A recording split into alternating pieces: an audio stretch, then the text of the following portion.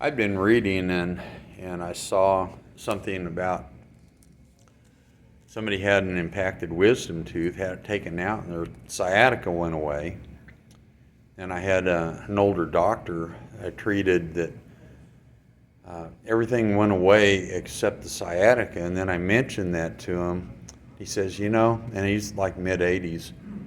And he said, I have an impacted wisdom tooth. I've been thinking of taking it out. You think that'd help? And I said, I don't know, give it a try. He took it out and the long-term sciatica just went away.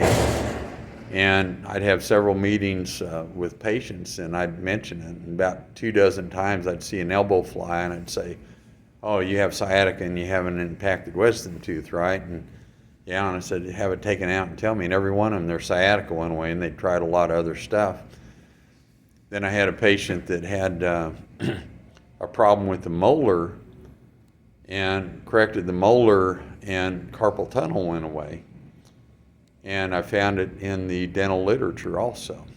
Now this is Dr. Larson, and he has his own stories about working with teeth and how it affects the system when they are not working right. Yeah, I've got probably several dozen stories of dental retainers, adjusting teeth. One of the most significant ones was a girl, a soccer player. She had exertional compartment syndrome.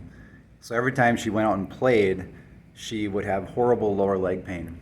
And I figured out that it was a lower dental retainer, so the wire that's behind there, not the plastic, but the wire that's there permanently. And I told her just to take it out, and literally the pain was gone.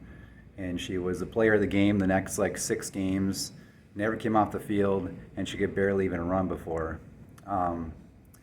Her mom came in then, and her mom was doing Invisalign. And they live about an hour and a half away or so. And with the Invisalign, what it would do is it would jam a tooth or it would twist one too hard because you have these new trays every week. And invariably, every 2-3 trays, there'd be a tooth that got jammed. And what it would do, it would cause shoulder pain or elbow pain. She would get hip pain quite constantly. So I would adjust the tooth, and right on the table, the pain goes away.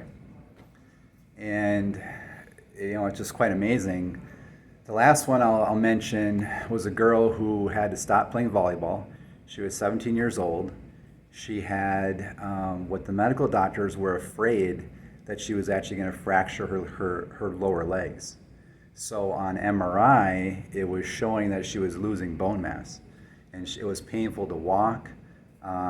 She obviously couldn't run or anything anymore.